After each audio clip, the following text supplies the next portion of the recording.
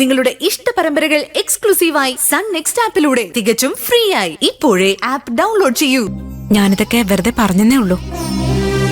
ചേച്ചിയുടെ തീരുമാനം തെറ്റാണെന്ന് തോന്നിയാലും ഞാൻ കൂടെ നിൽക്കും. അതെന്റെ വാക്കാ.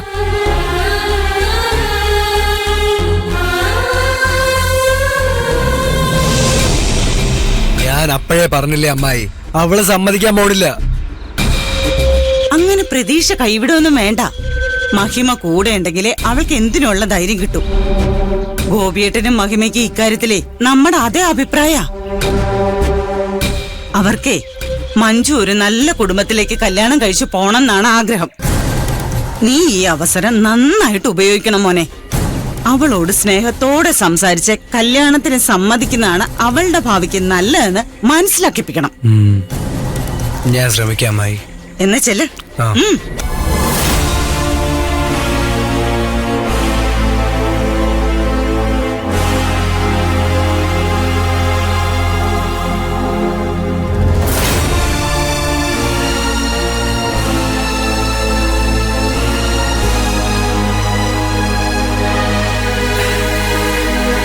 ഞാൻ നിന്നെ കാണാൻ മുറിയിലേക്ക് വരെയായിരുന്നു. സഞ്ജയായിട്ടുള്ള കല്യാണത്തിന് നീ എടുത്തു ചാടി ഒരു തീരുമാനം എടുക്കണ്ട. നിന്റെ ഭാവിക്ക് മതി മഹേഷ്,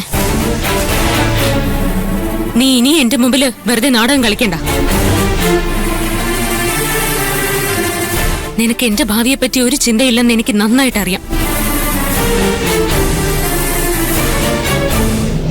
അത് സാരമില്ല, നീ എങ്ങനെയൊക്കെയാണെങ്കിലും എന്റെ ചേട്ടനാ. നിനക്ക് ദോഷം വരുന്ന ഒന്നും ഞാൻ ചെയ്യില്ല. അങ്ങനെ വെറുതെ നാക്കുകൊണ്ട് പറയാൻ ആർക്കും പറ്റും.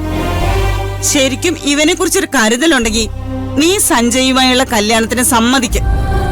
ഇന്ന് വരെ ഞാൻ ഒരു തീരുമാനവും എനിക്ക് വേണ്ടി എടുത്തിട്ടില്ല. എന്റെ കല്യാണക്കാര്യവും അങ്ങനെ തന്നെ ആവുമെന്ന് എനിക്കറിയില്ലായിരുന്നു.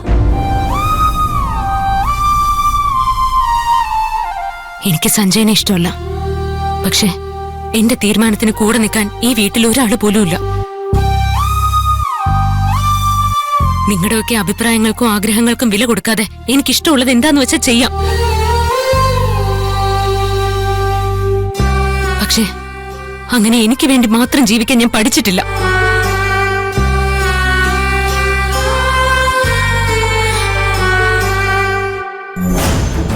അതുകൊണ്ട് ഈ കുടുംബത്തിന്റെ നല്ലതിനു വേണ്ടി നിങ്ങൾ എന്ത് തീരുമാനം എടുത്താലും ഞാൻ അതിന്റെ കൂടെ നിന്നോളാം.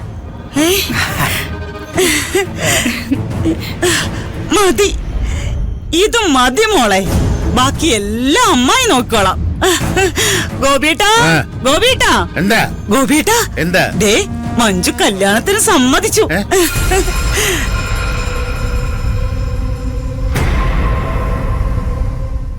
ആണോ മോളെ?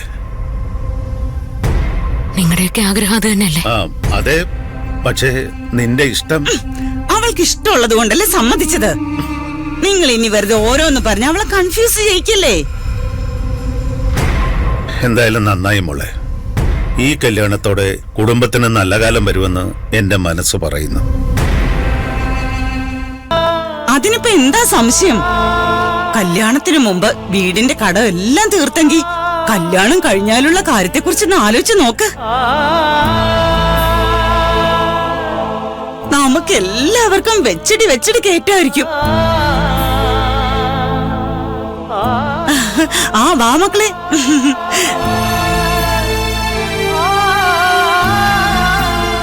ചേച്ചി, നിനക്ക് സന്തോഷായോ? അത് മതി. ഇത് ചേച്ചി മനസ്സറിഞ്ഞെടുത്ത തീരുമാനമല്ലേ? നമ്മൾ പലപ്പോഴും തീരുമാനം എടുക്കേണ്ടത് മനസ്സറിഞ്ഞല്ല, അവസ്ഥ അറിഞ്ഞ.